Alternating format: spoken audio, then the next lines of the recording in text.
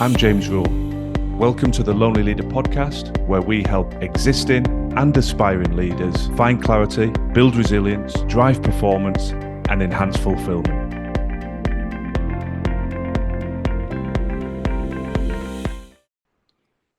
Hi, I'm James Rule. A very warm welcome to the Lonely Leader podcast. And today we're going to be talking about course correcting an underperforming team. It's a topic that is raised by a high volume of my clients each and every year. The reality is, irrespective how high performing the team that you lead is, there's going to be slumps in form. There's going to be dips. Whether you use the sporting analogy or a business analogy, nobody can win every week. Nobody can be the man of the match, the MVP every week.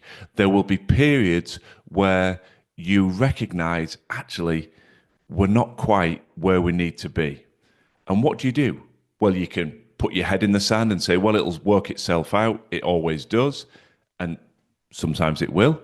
Or you can start to take action, to course correct, to make the necessary changes to restore the individual and team performance back to where it needs to be at the very highest level of performance. So no doubt as you hear that opening introduction, you'll be reflecting on periods, perhaps it's taking place right now, where members of your team or the collective team, or indeed you as an individual, are not quite performing at the optimum level. And so I hope these points, as ever, will prompt the reflection and will give you a bit of a framework to help get things back on track. So the first step that I would always advise is block out external noise. It's the proverbial circling of the wagons. The first step when you're reflecting and reviewing performance is to look within and to ensure that your team are very engaged in their interactions with each other and with you as the leader, but you are turning off that external noise. That external noise could be from stakeholders, customers, clients, etc. Everybody has an opinion on what's going on. And if you don't put an initial barrier up to that, then people's fear of judgment, fear of criticism, fear of external perspectives will restrict their ability to truly reflect and explore how to improve the existing levels of performance. Once we've got that internal focus, we need to ensure as a leader that you have created and fostered psychological safety within your team. People need to feel comfortable speaking up, offering feedback, constructive criticism, good and bad feedback without fear of humiliation or retribution or somebody pouncing on them for having the audacity to suggest that something's not working. It takes time to develop, but the last thing you want is an echo chamber, the tumbleweeds blowing through when you look for feedback, when you circle those wagons and nobody dares to contribute. So if you are going to become a high-performing team, you have to ensure that you set the standards, you create that psychological safety, and then you challenge everybody in your team to ensure that that psychological safety is maintained. Now, the steps I'm talking about are very sequential. We've circled the right wagons, we've looked within, we've created that psychological safety, and the third key point to consider is give everybody a voice. We've all been in those reviews, those debriefs where the alpha personalities dominate.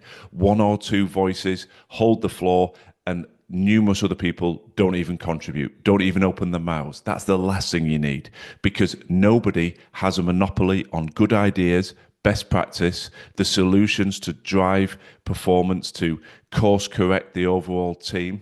So it's imperative as a leader that you facilitate those environments and ensure that, irrespective of age, you might be one of the most junior members on the team, or indeed experience. Somebody may have joined your team within the last few months versus a veteran that may have been with you for years. All of those things have to be parked, and the notion is we are all here to contribute, to reflect, to review about how we can enhance performance. It's something sport and the military do very well. They have a very flat hierarchy. It's not just we all defer to the highest paid or the most experienced person in the room. Everybody can find solutions. And that's another big challenge as a leader, that we're not saying we suppress alpha personalities. They will always contribute, and we want them to. But you have to ensure that they pass the mic in that literal sense to the other people so that everybody has a chance to contribute. And you must draw those more apprehensive people forward. And if you've done the first points about ensuring everyone looks within and tunes out the external noise, and that you have also created psychological safety, it becomes much easier to actually facilitate everybody having a voice. And once everybody's in that motion, everybody's engaged and reflecting, a specific focal point, if you will, is reflect on what has worked well in the past. Now, I encourage you to look within your team, look within the individual's performance, and ask them to look at what achieved success in the past. And have we drifted away from that? Do we need to reintroduce certain elements of our performance, our strategy, to tap back into those former successes? And once you've done that, equally look externally. Nobody in the team, no team, sorry, will be exclusively made up of one organization individuals. Very few times are people going to have joined straight from school, straight from college, and worked their entire career in an organization. It stands to reason people have had different chapters, different professional roles in a multitude of organizations. So let's tap into that diversity. Let's look in that wider ecosystem and encourage people to reflect and discuss with the group strategies, tactics, habits that worked for them and that possibly could be adapted or directly implemented into your existing performance. So what's worked well in the past in this organization, what's worked well in the past in your previous organization, and should we be embracing any of that intel into our existing strategy? The next core area of focus that I want you to consider is identify what we need to stop doing. Now, this requires us all to step beyond our ego. We've all been there. You have an idea, you have a strategy, your name is on it, your fingerprints are on it, you're emotionally vested in it, and it's not working. It's easy to double down and dig yourself into that hole, refusing to accept that something's not working. And it's easy to take offense when people around you, once we've created that psychological safety and they're willing to give that constructive feedback, tell you it's not working. But if we can park our ego and say, none of us can guarantee that each and every idea, strategy, decision will be successful, and appreciate and value that we all want the same end game, success and optimal performance, then nobody's critiquing things with a personal agenda or with a desire to embarrass or humiliate. They're looking at things objectively and saying, this isn't working. And it's actually the definition of madness to just keep doing something that's not working. Again, I use a lot of sporting analogies, but if you're trying to play a particular play and it's not working and you just keep playing the same play over and over and over again, you as a spectator viewing the match on television or in the stadium will be saying, why are the players and coaches trying to do the exact same thing over and over when it's not working? Why don't they change? Well, that's very obvious in a sporting analogy, but often we get sucked into that trap from a business perspective. Well, we'll just keep doing it. It's going to work. Keep doing it, keep doing it, keep doing it, and it's not working. So we need everybody, particularly project and strategy owners, to separate their ego, be open to feedback, not take any feedback that's negative personally, and recognize, actually, we do need to make a change. We either need to tweak this strategy or we need to put a line in the sand and stop it altogether. But once everybody removes their ego, it's much easier to course correct and move things forward, get things back on track and raise the level of performance. Now, we're soliciting a lot of feedback from the team. You're facilitating a lot of that as the leader. And at some point in this journey, you need to ask the key question, what can I do to support you? Either as individuals or as a team. Put yourself out there, be open.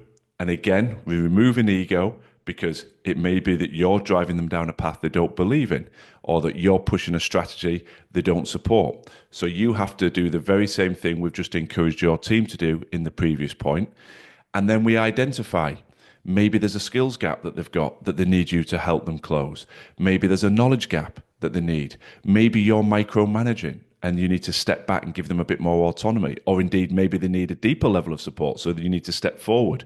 Whatever it is, don't presume you have all the answers. By asking that direct question, how can I help you? What do you need to succeed?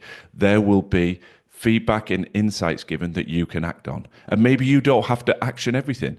If there's a skills gap, you can connect them with someone who's got skills in that area. If there's a knowledge gap, the same. So maybe your job is to facilitate connections with other people, but there will be elements where you can directly be involved in changing elements of how you lead or manage or support your individual or collective team to drive that performance. Put yourself into the center of the discussions because you may be part of the problem. And once you move your ego out of the way, that can be identified so that you are very much part of the solution. Now, work's intense, and when it's going well, it's fulfilling. But when there's challenges and performance is dropping, it can be stressful. It can gnaw away at people, it can erode the mindset, and it can become a bit of a vicious cycle. Get the team together is the next key point. Find a way to break that pattern, get them together socially. It doesn't really matter what you do, but getting them out of their traditional environment. That could just be as simple as a meal out, a drink after work, or it could be something more structured, something more geared towards a team building type exercise. It really doesn't matter. We've all been involved in a wide range of activities. You'll know your team, you'll know what works and what doesn't work. But the principle is bring them together, bring some of those barriers down, help them connect, help them bond, help them better understand each other, because the closer a team is and the more empathy and understanding they have for each other, the better they will ultimately perform. It's just a fact of life. Again, when you reflect on the high performing teams you've been a part of, there was a connection there. It wasn't just about work. You understood each other and you were willing to support each other. And the closer those connections are, the more support you naturally give. So find an opportunity. It doesn't have to be a budget breaker, and budgets are ever restricted at the minute around the world, but find some way to get the team together outside of their normal working practices. Now, we started the episode talking about looking within, circling the wagons, encouraging everyone to reflect on where we are, creating the psychological safety, giving everybody a voice. And then we started to look outwardly about reflecting on what's worked well for you as individuals in the past, in other roles. So there's that blend of internal reflection and external reflection.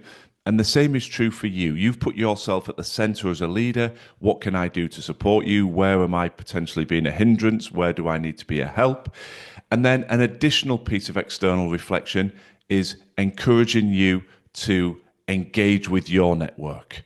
Think about your mentors, think about the people that you go to for advice, because it stands to reason they will have experienced a dip in performance personally or within the teams that they lead, and they will have insights and wisdom of what they did as a consequence. So tap into that, share the problems that you are experiencing, engage with them and inquire what they've done in the past, and it may just give you another idea, another nugget of wisdom that you're like, yep, that would work. I can implement that.